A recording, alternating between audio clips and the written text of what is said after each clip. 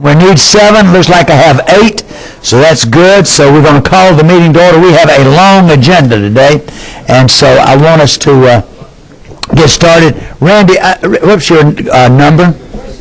I'd like to ask you, if you would, to please lead us in a prayer, please. Thank you. I will. Let's pray. Father, we thank you for being with us in the midst of very busy days. And Lord, we just pray that you would be with us as we debate these matters today. Give us knowledge and wisdom to do the things that you would have us to do, that you would receive the honor and the glory. In Jesus' name, amen. Amen. Thank you so much. I am so excited. I see some boys and girls here today, and I'd like for y'all to stand up and let us see y'all. That's what this committee is all about. And yeah. Are y'all homeschooled? Where do y'all go to school? Where? All right. Well, we're glad to have y'all with us. Do you have any? Are your moms and dads with you? Good. Well, we're glad. Do you have any other first-time members here today that's never been here before? Anybody? This is your first time you've ever been to an education committee meeting? Raise your hand. All right. Well, it looks like we have people. I won't say old-timers or has-beens, but we have those been that have been here before, so we're glad you're here. Before we start, we have a couple of housekeeping duties. Remember, our secretary, Representative Benton, our dues this year now are $5. Nowhere, not even at Target, can you get a bargain like that for a whole year. So I'm asking Representative Benton to please see you and collect the $5 dues. Now, last year it took us all year. Also, I had 2 checks that 2 of you gave us last year. It's not your fault. They didn't bounce, but we failed to cash them. So we're going to give them back to you and ask you to give us the $175 they were not really there. So we'll talk to you. Sheena will be talking to you to do that. Also, we didn't introduce our extern. Christian, stand up there. We have an extern here that's working with us. And what college are you from? Tell us. Emory Law School. Emory Law School. And tell us where you're from. From Baltimore County, Maryland. And you're here as our extern this year, and we're proud of you. And tell us, the group, what you're getting ready to do this fall. Run for State House in Maryland. Run for State House in Maryland. All right. So y'all please pray for him. He don't know. He knoweth not where he goeth. So I'm going to tell you, this house group has probably the best. I have never been as thrilled in my life. We've got the greatest staff that I have ever had, and I'm so proud of everybody that we have. And I tell you, and our legislative council and everything else, I just thank the good Lord every day for what we have here. Thank y'all so much. Okay, without any further delay, any questions for anybody from the committee before we start? I just want to know if you had a big heaping of garlic or something. Garlic? No, I'm not garlic. I've had. Nobody wants to be near me. That's right. It's that pizza you brought me for lunch. I want to tell y'all, I had my granddaughter's 3rd grade class come down today, and we had a great time. They came down and had the best time. And Margaret, she owns a pizza place. They brought the pizza. And if you've ever seen a cartoon with a guy with a can of sardines walking down the road and all these cats behind him, when she got off the elevator, all these people were following her with those pizzas. They were trying to find out where they were going. They smelled so good. So that's what we had, the pizza. It was wonderful, delicious. And my staff did a fantastic job of throwing a party. It was like just no party before. All right, so here we go. We're ready to start. We're going to skip this one? All right. All right, what I'd like to do, first of all, is call on the chair, to our vice chair, to assign any new legislation that we have at this time. So, what's your number, 20? All right. Thank you, Mr. Chairman. We only have 2 bills this week to assign to subcommittee. House Resolution 1186 by Representative Geisinger, urging financial literacy classes in the curriculum, urging resolution that will go to academic achievement and curriculum. The other bill is House Bill 886 by Representative Caldwell, referring to proposed budget hearings for school boards, also to academic achievement and curriculum. So those are the only 2, Mr. Chairman. Any question about that? And again, I encourage all committee members to please attend these hearings if you could, because you remember in the full committee we do not have any discussion. However, I do want to make one exception. We talked today in our last subcommittee, and House Bill 802 and 1109, our East Ploss bills. We did move it to the full committee, and I do plan to have a full-blown hearing in full committee because we have made some extensive changing, and because of the late date and how fast this session is moving, I wanted to be sure that we move it ahead. So I will allow, well, it'll be sent to you this week, all in the audience. Look at it, and you will be allowed to make comments on that bill when we have it in full committee next week. All right. One other thing, there is a committee dinner planned, and Sheena will be contacting you. And if you have, I'm looking at doing a Wednesday or Thursday evening. So if any, and also the Metro and Atlanta Chamber will be doing a lunch for us to talk with us about some education issues, and we'll let you know that day. There'll be a lunch and a dinner. Okay. At this time, I'd like to call on Representative, our chair of our Innovations Committee, to please give us her recommendations for bills. So, Representative Clark, what bills did you have that you moved forward? And what's your number up here? You have okay, if you would. We tabled 717 and a due pass on 405, author Ron Mayo. All right. Since Ron is not here right now, we'll postpone that one just a minute, and let's move to Representative Nix. What was your committee's? Yes, sir. The House Education Subcommittee on Academic Support met, and we heard two resolutions, H.R. 486, Representative Tom Taylor, and H.R. 689, Representative Carla Drenner, and we passed both, have a due pass recommendation on both. All right. So at this time, without any, both of you are authors here? All right, let's start off with House Resolution 689. If you would please come, all right? That's not me. Pardon? You can't hear it over here. The phone was ringing. Thank you, Mr. Chairman. I appreciate the opportunity to be here today. The purpose of House Resolution 689 is to urge local boards of education and schools in Georgia to implement energy efficient systems which provide educational and cost savings opportunities. Making use of energy efficient systems in schools saves on operating cost and increases educational opportunities, providing an on-site learning experience. New and existing buildings can be made more efficient in three primary ways: lighting systems and controls, mechanical systems such as heating, cooling, ventilating, and water heating equipment, and the building envelope, including the walls, floor, and roof. Reduced energy consumption in schools has two distinct financial benefits. The first one is direct reduction in school energy costs. Secondly, indirect secondary impact from reduced overall market demand and resulting lower energy prices market-wide. Direct savings are in the form of lower bills to the school. Indirect savings result from the impact that reduced demand has in lowering the market price of energy. This indirect impact shows up in minute changes in price across entire markets. For an individual school, this price impact is not measurable, but statewide or nationally, the price impact of reduced energy consumption in schools could be substantial. When built with energy efficient systems in mind, schools use about 33% less energy than conventional schools. When retrofitting, improvements in the use of daylighting, acoustics, and low-emitting materials result in lower operating costs. The savings implicate an opportunity for fewer taxes and put current tax dollars to an alternative use. Use of energy-efficient systems in schools also provides opportunities to teach in a tangible way. High schools struggle to get and keep students engaged in the study of science, while industry struggles to attract employees with advanced technical skills.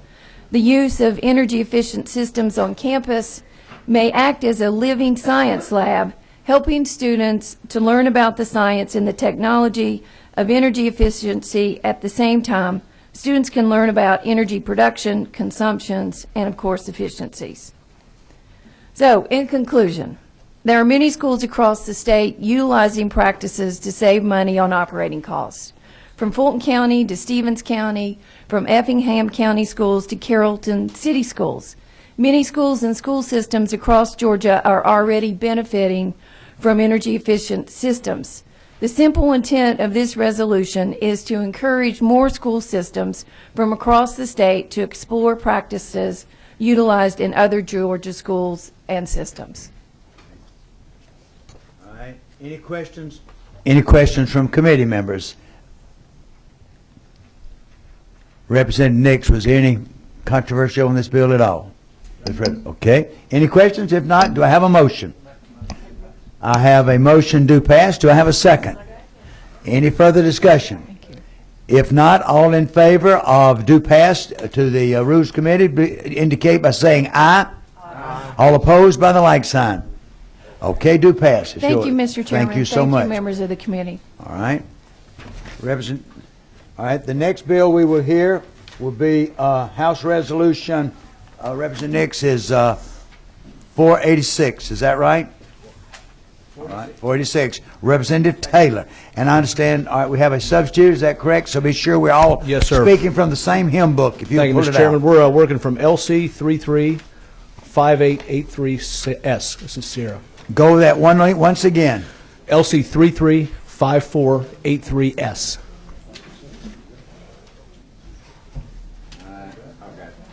So I don't know, do we have that one? Yes, we got it. All right. I got you. Okay, the mic's yours. Thank you, Mr. I Chairman. hold it. Anybody have a question? Hold on just a second. Representative, all right, Benton? Mr. Chairman, I wanted to make sure that in this substitute that the only change that is made in the document is a change in spelling. No, sir, that's not correct. We had the spelling change that we passed yesterday in subcommittee.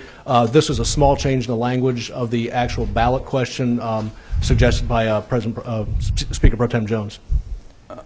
That's why we requested they be here an hour early, where we'd be sure to give them the folder for you to look at. So, Well, I was in the same retirement meeting you were in. yeah, I'm saying, so look at it. So I want to give you time to look at it. I'm with you, so we haven't had a chance. So be sure you look at it good. That's why we're going to go over it. I'll ask you to go over this bill very carefully to be sure there's, of all changes, and we're familiar with what's going on in the whole bill. Yes, sir. Is that fair, Representative Benton? I'd just like to know if he would read the change. I'm going to have him go, I want him to point out all the changes in the whole thing. Do that, okay? And if it's not answered your satisfaction, we'll take it again. We'll go again. All right. Give me Proceed. 1 second, sir. Basically, the change in the language, if you look at LC 286641, which we passed out of a subcommittee yesterday, basically it strikes as to authorize any, and it says that's switched to allow a. We don't have that. We don't have that one, That's so what- you're going to have to speak for Okay. the bill you have. You'll have to speak for the bill you have and show Yes, what sir. was changed and tell what it was. Okay, if we look at just the language, Section 2, basically the ballot question, that was changed from the original bill where it said as to authorize, and this one says so as to allow. Okay, just clears it up. Tell us the line you The changed. line would be line 32, sir, Section 2. 30 what? 32 in Section 2. All right. And then also in line 33, municipally created after 2004 and adjoining any municipality to establish an independent school system by local law. Basically, we switched out the word contiguous, adjoining for the word contiguous as in the previous bill. And you changed the date too, correct? Correct, yes, sir. Made it more clear. Why was that changed?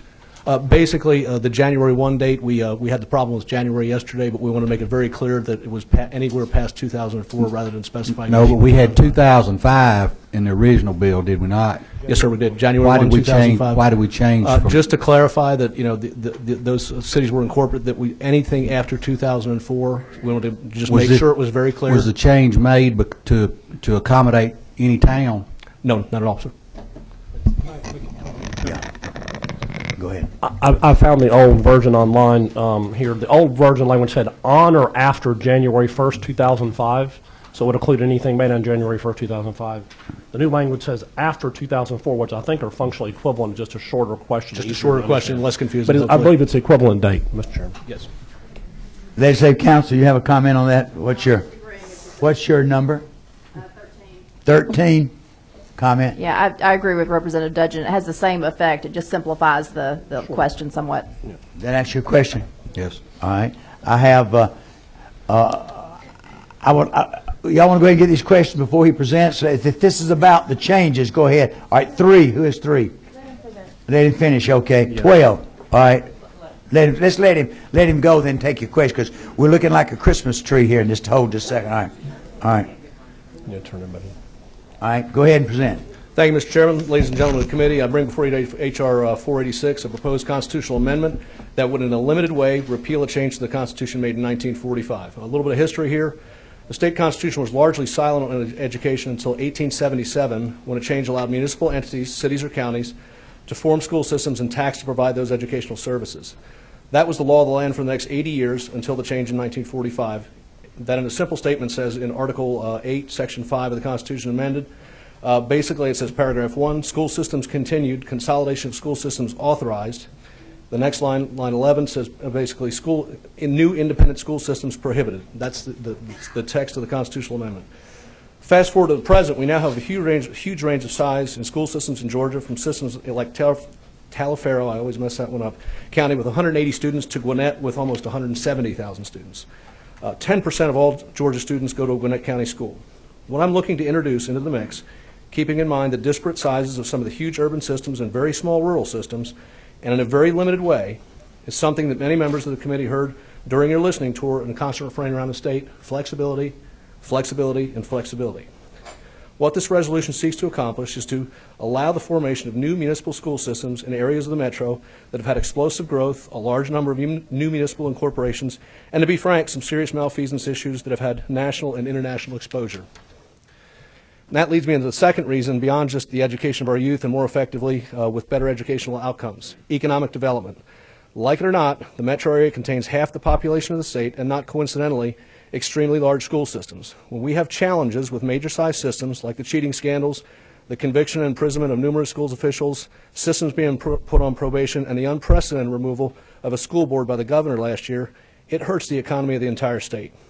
We had the honor as a state to be selected several weeks ago by Site Selection magazine as the #1 state in the United States to do business. I submit to you that we cannot maintain that status if we do not improve on education. ARC has projected huge growth in the next 25 years in North Metro, and if we don't build flexibility into local entities to account for this growth, we risk the future of the state.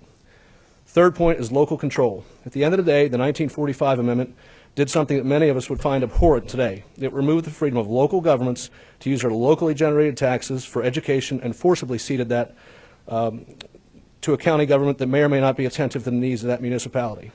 Yet conversely, it still allows for consolidation by choice. If 2 or more existing systems felt would be right sizing by combining, this represents a real inequity that we have an opportunity to remedy, something that fundamentally stripped away local control, but allows us to proactively instead of reactively deal with the issues we know are coming as our state continues to grow. I'm aware this is a sensitive issue. As a state, we spend over half our budget on education, but still have less than stellar outcomes. I'm also aware that there are many systems that are doing fine, hence the reason for my limiting the scope of this resolution. Thank you, Mr. Chairman and members. There are several folks, I know we're not going to have public comment today. 2 questions that came out in the subcommittee that I'd like to proactively answer. Crossing county lines. That question came up yesterday. School systems across county lines. We have 2 in Georgia right now that I'm aware of. City of Atlanta schools, which straddles DeKalb and Fulton counties. That's been in place for decades, as well as Beaufort School that straddles 2 counties. The other, Bremen, okay, I was not aware of that one. And the other one is taking the money from the counties. This is not the county's money. This is the taxpayers' money, the end users, the parents and the children's money.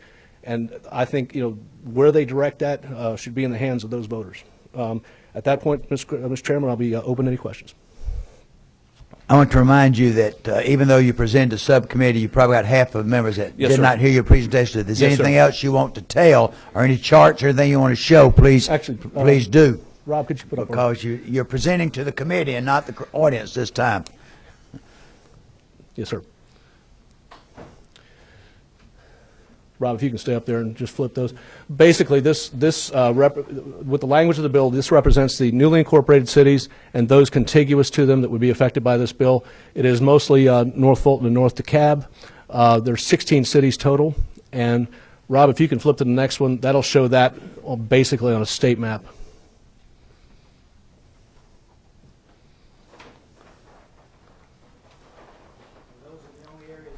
Affected in this bill? That's correct, sir. The green. Is that right? Yes, sir, unless you had future incorporations. Well, I'm somewhere saying, else in the we state. have a future, I'm talking as of the day, As of this today, second, yes, yes, as this sir. second. Okay. Any question now? Are you ready Yes, sir. for questions? I'm ready to answer All right, questions. I'll take questions this time. All right, number 3. That's all right, Representative Morgan. Thank you, Thank you, Mr. Chairman. To the author, so I am not familiar with the community that's sort of in the middle of the two green areas. So, and I'm also not on the subcommittee, so I'm not sure of like the background of this. So if you could just give a little bit of background You're of talking why. about the blank area between the two? Yes. Yes. That's unincorporated Fulton County. They are not cities. That's unincorporated Fulton County. Okay. So could you give just a little bit of background, and then I'll go ahead and put out my question, because I don't want to take up all the time. But if you could talk, since there's this gap in the middle, what an attendance zone would look like for this independent school district, and if students who lived around those areas would have access to those schools. I think that's a question for the operational side of it, because what this resolution allows to do is you could have an independent Chattahoochee Hills, which is that southern area there you see, school system, or you could have that combined with Palmetto. A lot of permutations there. I think that would be under the enabling legislation side when you actually chose to do that, is how you'd set that up. Okay, so do you mind just backing up and giving us some background on where and why? Where and why this was generated. Basically, we've got very large urban systems that have become cumbersome. They're top-down, very much one size fits all. We've had significant challenges with, like I said, as I mentioned, and at the end of the day, these systems are so large, and with the projected growth, they're going to get larger, that I think it's more effectively handled at a smaller level. If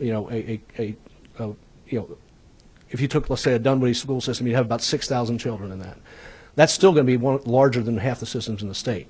But this is taking it from 100,000 or 180,000 down to a level where local folks feel they have input in the process. May I ask one follow-up? One more question, yes. And I guess this is an operational question, but as the author, I'm going to ask you, and perhaps as you've worked with individuals in the community, have there been any conversations about the attendance zone and whether or not choice would be available to students who don't live in those specific cities? We have not gone down that road yet, because again, this is a state constitutional amendment. The operational side would come after that. So no, we have not had those discussions. Thank you, Mr. Chairman, to the author. All right, I'm taking the order your lights came on, so stay with it. 12. That's Representative Jones. Right. Thank you, Mr. Chairman. I did want to just clarify a couple things. The white area that you see in Fulton County currently, by local legislation, has local legislation is going forward it's been certified to create a city of South Fulton. And so all of Fulton County would actually be municipalized at that point. But that jagged line that you see to the north of that white area, they work around attendance zones now. That's the City of Atlanta school system, and so it's already its own school system. But we don't know if any of these would ever create their own school system. For example, all of Fulton County would be eligible to with the incorporation of South Fulton, but as a parent of children who graduated from North Fulton, most parents that I know are pretty darn happy with their school system in Fulton County. So personally, I think it would be quite unlikely that you would see fragmented school systems. But in terms of choice, I will say that I just wanted to comment that, so if you'll indulge me, Mr. Chairman, Bremen, Buford, which both cross county lines, Decatur, which do not currently offer choice. Interestingly, they do charge tuition for public school students, but they just a local they do offer choice now, and there are some county school systems that do as well. I know there's some schools in North Fulton, and I believe maybe even in Atlanta, where they offer choice outside of the county. So I mean, I think it would offer, probably result in more options and more choice. Whether or not you agree with the underlying bill. And I did just want to clarify one other thing on the question, because I think that's a relevant question Representative Benton asked.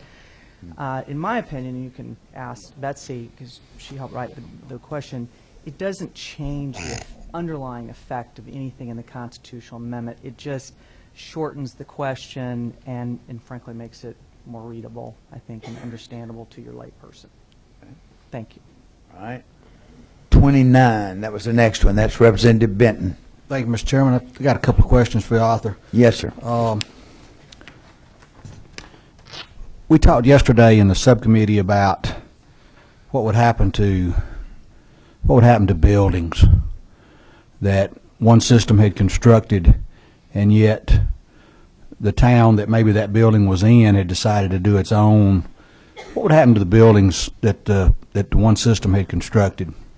Yes, sir. There's a 1930 court case that sets precedent for that. Is that the latest course? Is that the latest? Yes, sir. Okay. But frankly, there weren't until 2005. There weren't any incorporations until almost back that far. Okay. That was the city of College Park, and the Supreme Court held that when College Park incorporated, that the tax digest, the taxpayers that lived in that particular area, had paid into the digest, and the city was ceded those buildings from. What about those buildings that have not been paid for yet, that the bonds are still out there? The bond obligation would still remain, much like when we formed cities in Fulton County and DeKalb County. Whatever bond obligations had been in, those are still owed.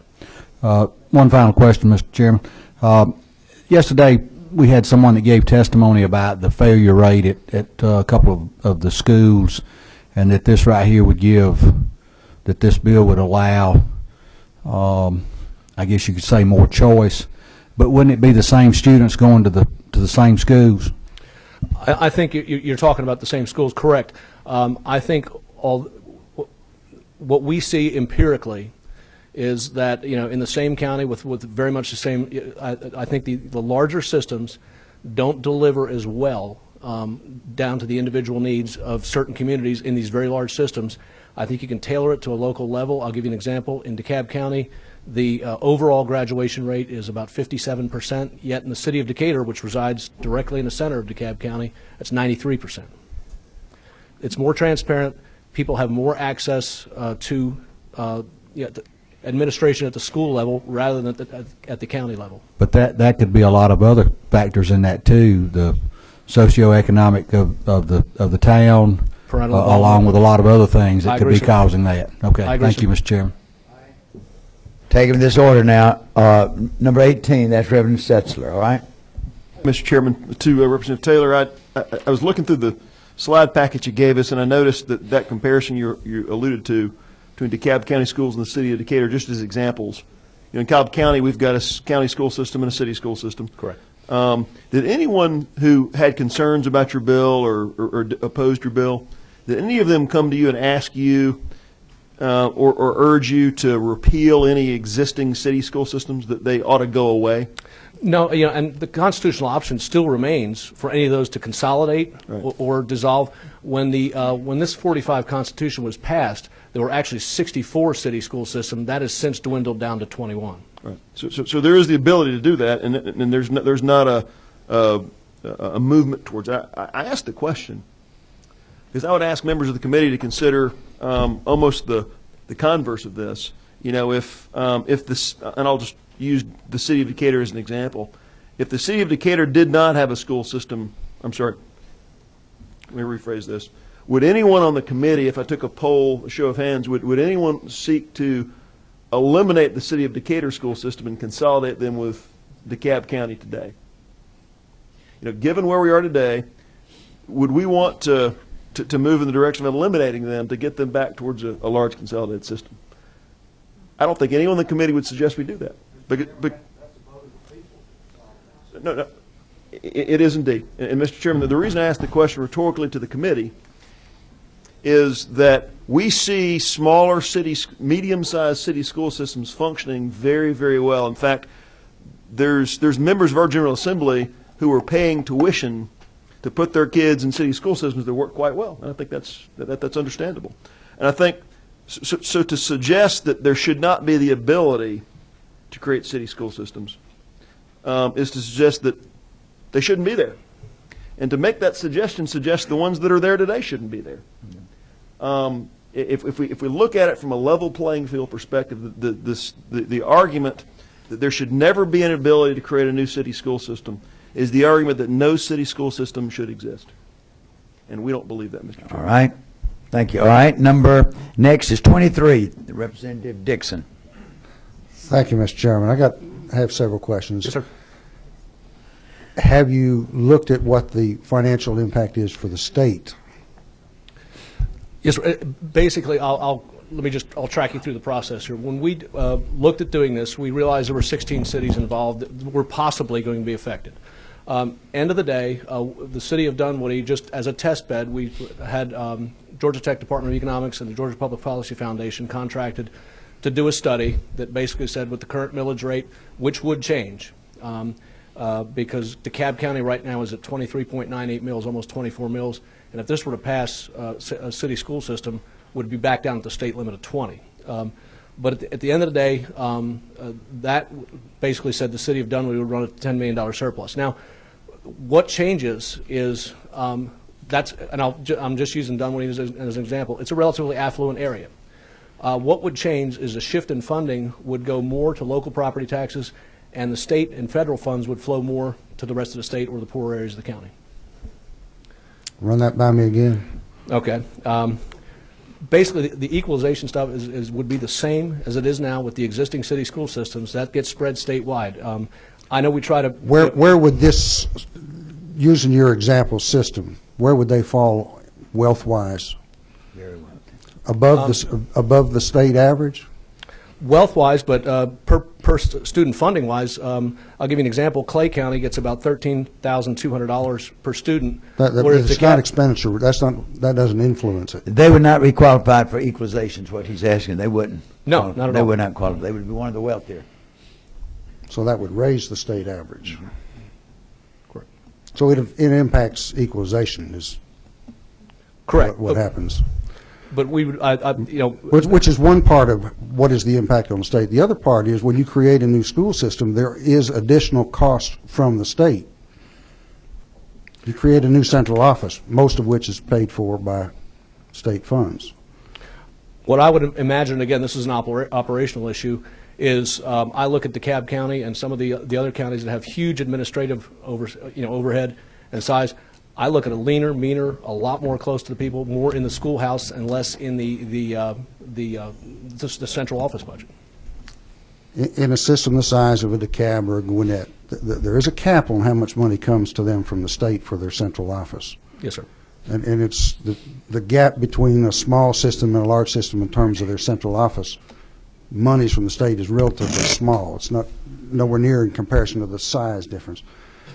So you're not going to save money from the state when you break away from DeKalb, but you are going to create a new central office in the new school system, which it creates a new cost to the state. That's why I'm asking, have you looked at what the impact on the state is? Yes, sir. The impact of the estimated in the study, and I can get you a copy, the Georgia Public Policy Foundation study, basically said, and again, the test bed was one city, Dunwoody, basically because they paid for the study. The central office cost would be about $10 million a year. Not all. No, that would not all be state, but a significant portion of it would be. Yes, sir. So when we put this amendment out there, is it not incumbent on us to make sure that folks around the state know that if they vote yes, they are potentially creating an increased cost of education?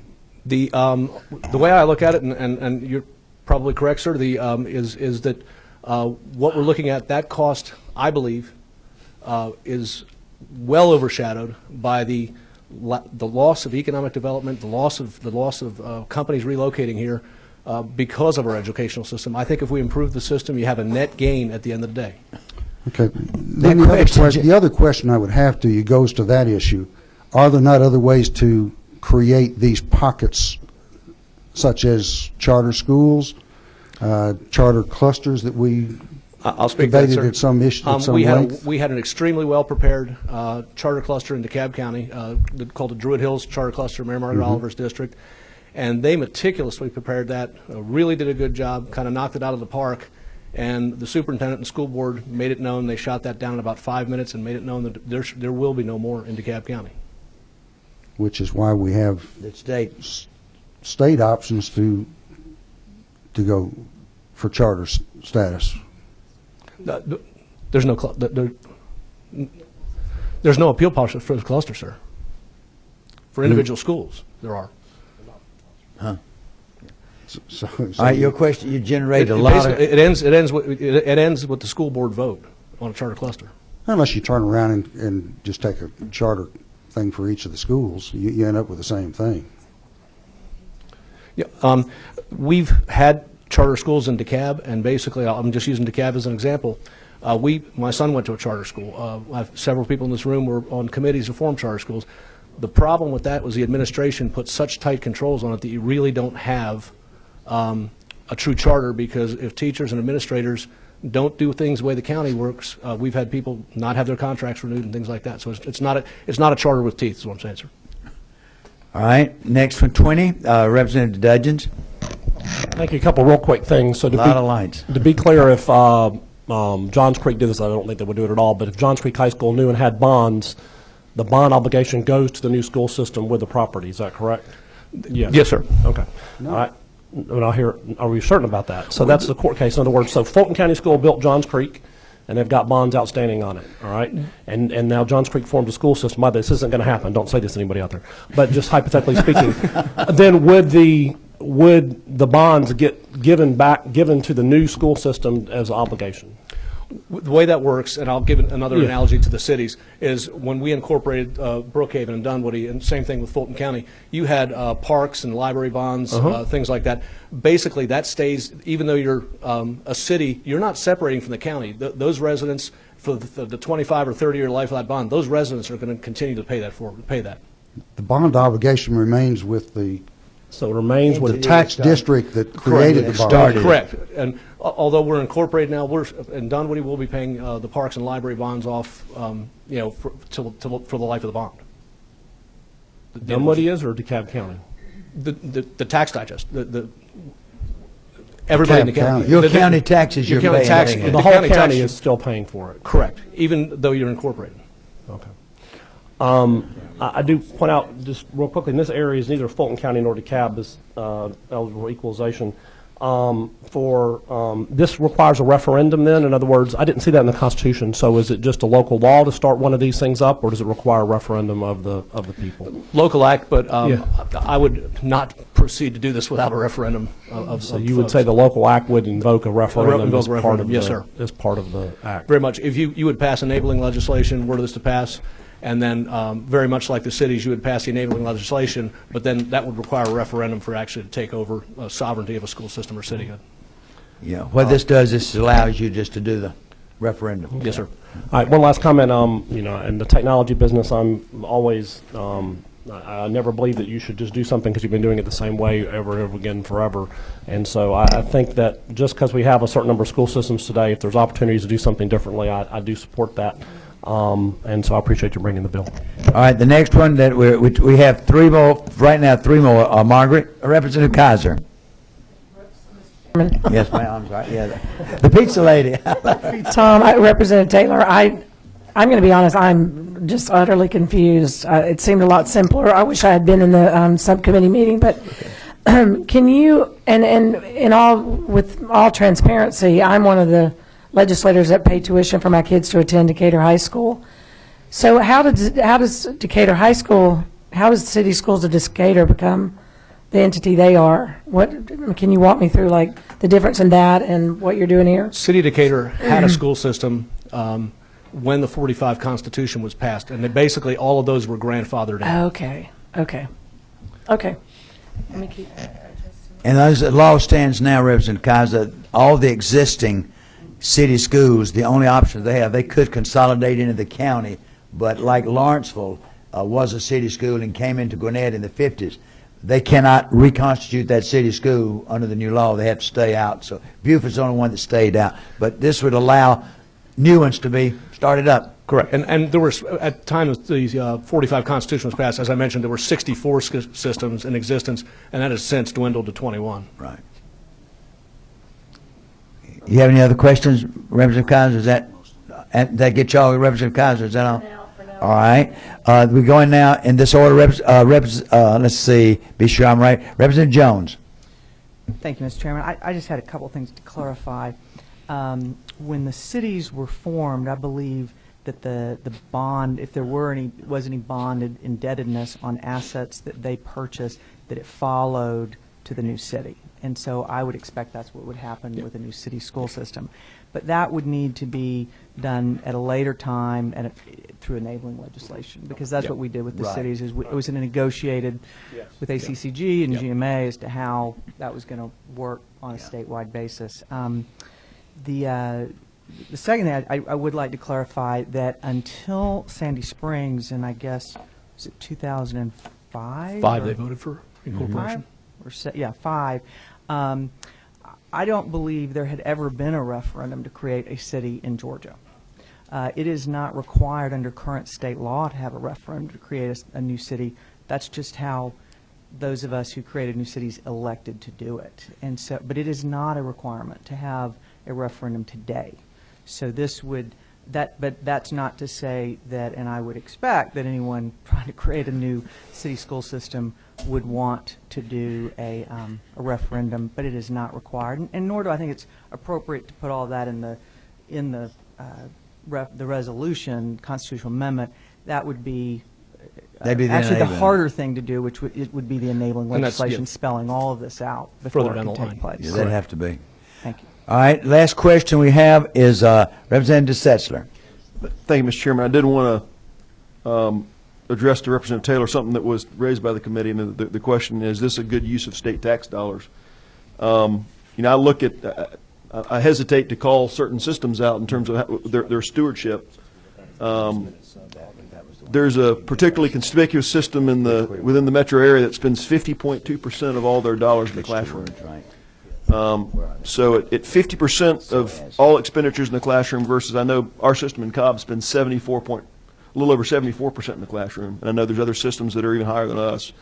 But when you think about stewardship of state dollars, if state dollars are flowing to systems that spend in the 70s percentage-wise in the classroom versus spend around 50 in the classroom, there really is no better investment of state dollars than a system that's going to take whether it's a medium-sized city system or a large-sized metro system.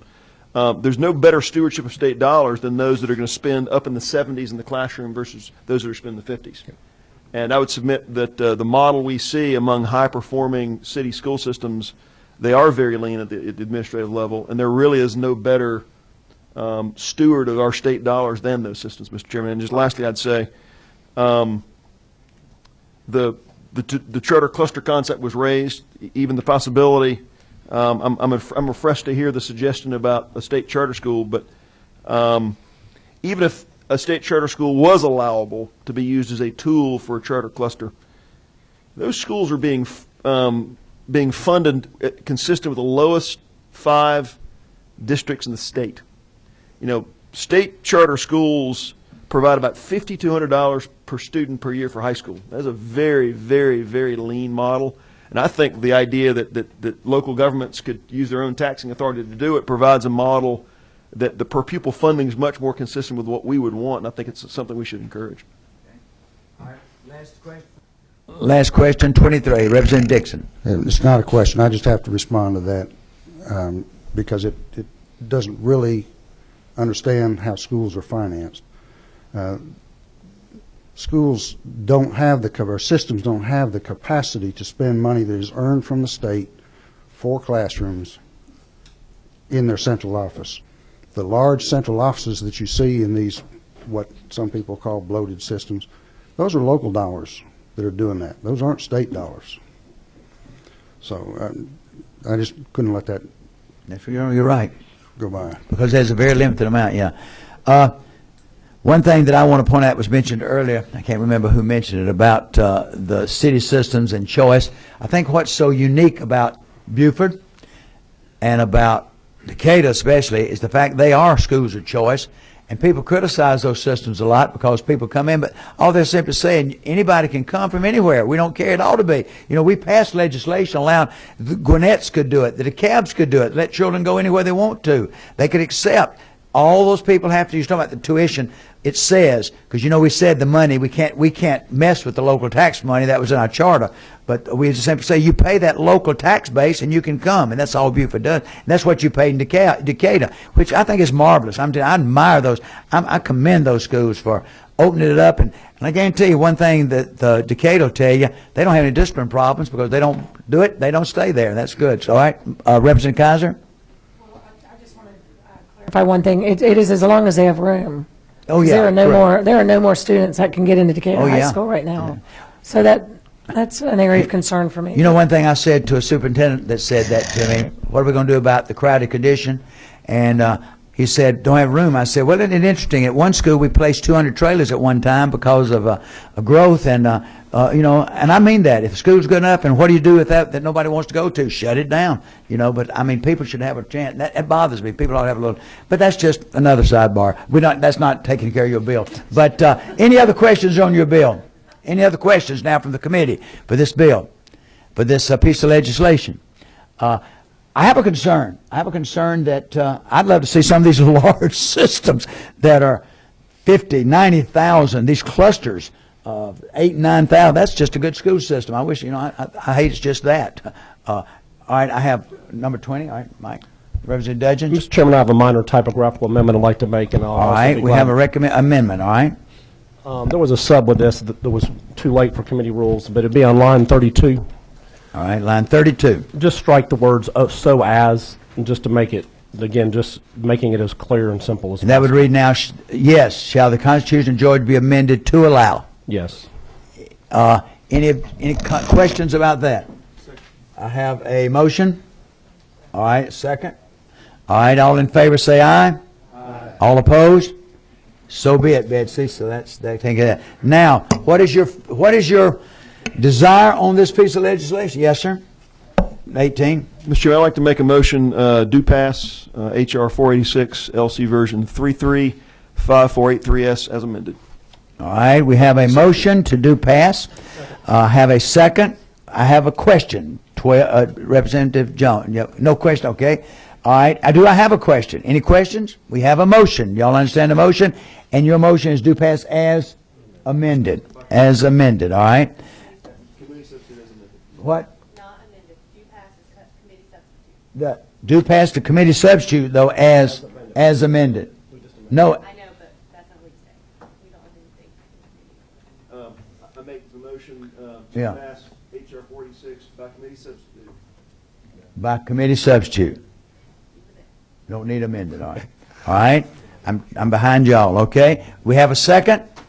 I have a second. Now, I have a question. I have a couple of questions. All right, Representative Kaiser. I'd like to abstain from the vote today. You like what? To abstain from the vote today. All right, you have that right. I will ask for a show of hands. That'll help you, all right? All right, Representative Jones. No, yours keeps coming on. Okay. All right. All right, we have the motion now to do pass.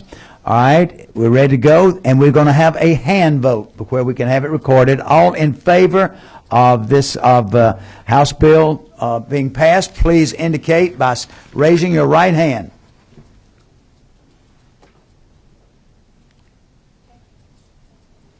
Did you get them? All right, all opposed. We have one to abstain. You got that too, didn't you? All right. What was the results? 7-3. The legislation passes, so you may go to rules. Thank you very much, sir. I'm going to tell you, Mr. Chair, you aren't in here anymore. We're not going to let you disrupt this meeting, Mr. Let's give Fran Miller a hand out there. All right, Fran. Y'all do know that's Mr. Dunwoody. This is. I don't want to talk about Common Core, sir. I said that is not to be mentioned. Did y'all vote on that today? Mr. Chairman, we're not done. And we're not done, so nobody leaves. Stay here. We're not through. No, you're not. All right, All right, now let's go to our third subcommittee. Representative Dudgeons, what is the recommendation of your subcommittee? I got you on. Mr. Chairman, Academic Achievement and Curriculum Subcommittee met to do pass on House Bill 766. Also do pass House Bill 802 and HR 1109, but a recommendation that we table those for a week. All right, we're tabling those, so all we're taking up today then is House Bill 766. Is that correct? That's correct. Is the author here? All right, so we could have this bill presented this time. Thank you. All right. Good afternoon, Mr. Chairman, committee members. I bring before you today House Bill 766, which is an update of the law that governs work-based learning. My involvement in this matter came about when a work-based learning coordinator at a high school in my district brought a problem that they were facing to my attention. The problem was that they were having difficulty in getting some potential business partners to let 16 and 17-year-olds into the work environment as part of the work-based learning program. My first question was why, and she was not able to give me an answer, and that is why she was seeking my help. As I began to look into this matter, it became apparent that there were several issues that were part of the problem. The bill that I bring to you today is a first step to address this issue, the issues that were identified by a working group that I put together that included representatives from the Department of Education, the State Insurance Department, the Department of Labor, the State School Board, the Lieutenant Governor's Office, and Legislative Council. By way of history, the Youth Apprenticeship Program was created by a bill that was passed back in 1994. The Georgia Department of Education then created pilot programs and passed a state board rule in April of 1995 to define policy criteria for implementation of the program. It has been hugely successful since then, but it is in danger of becoming now it's in danger of becoming outdated. In time, other work-based learning categories evolved as an extension of the vocational programs. In 2007, the Georgia Department of Education conducted a re-engineering of the work-based learning program and validated 4 categories that have now become part of the College and Career Readiness Initiative. Each category has a specific purpose and design. Those 4 categories are youth apprenticeship, cooperative education, internship, employability, skill development. The changes included in this bill that I'm bringing to you today will give the work-based learning coordinators more credibility with employers and will help educate the public about the entire work-based learning program, not just the youth apprenticeship. The priority of employers in the 90s were focused on technical skills in specific industries, and our existing laws only recognize manufacturing and engineering technology, administration and office technology, and health care. Today, career and technical curriculum is now organized around roughly 100 pathways and organized under the concept of 17 career clusters. This new bill would allow the work-based learning placements in virtually all categories of jobs and career paths. Some of the terminology also is outdated, and the bill also brings that terminology up to date with today's programs. Georgia is a leader in work-based learning and youth apprenticeship, and the Georgia Department of Education constantly gets inquiries from educators across the nation about what is going on in Georgia's work-based learning program. They have even been asked to make presentations at national platforms about this. So we want to make sure that we are doing what we can do to keep Georgia on the cutting edge of work-based learning. Now, some of the requirements of the existing law, particularly things like progressive wage scales and 2,000 hours to complete the programs, they were either impossible or very difficult to implement. So we have researched what's going on in other states as it relates to work-based learning and what they are doing, and we're making our programs more comparable and competitive with other states while remaining one of the strongest states in the categories of education. This bill is funding neutral, and all implementation references in this bill are things that are already in place. The Georgia Department of Education would like to update its policies, but it cannot do so in disagreement with current law. So this will enable the Georgia Department of Education to update its policies and control some facets of the programs through the guidelines available in the very extensive work-based learning manual that each local program uses for its implementation. You have in your folder a draft which basically breaks down the various changes in the bill and addresses those issues that we covered earlier in subcommittee. So with that, I just bring this to your to you for your consideration. The bill is backed by the Georgia Chamber of Commerce as well as the Georgia Association of Careers and Technical Educators. So with that, I will answer any questions you might have as best I can. I only have one. I remember I came in late the subcommittee, but there were no concerns about State Department or anything, was it, Chairman? No, there was no. No question, no concerns. All right. Any question? I see no question. Well, Sue. All right. Let's see. Representative Maxwell. I just want to thank the author for bringing this bill and getting involved. I appreciate you doing that, sir. Thank you. Good bill. Thank you very much. Thank you. All right. Representative Dixon. When when the time was appropriate, I'd make a motion. All right. Do you have a question, Representative Dudgeon, before we get a motion? Say the same thing as Representative Maxwell. Thank you for bringing this bill. It's a good one. I do thank you. All right. Representative Dixon, I'll let you make the motion. Move do pass. I have a do pass. Do I have a second? I have several seconds. Do I have any questions or comments? If not, all in favor, please indicate by saying aye. Aye. All opposed, like sign. Okay, it passed. You can take it on to rules and go after it, man. Thank you. Thank Is this your first? This is not your first bill, is it? Yeah. All right, we want to help you.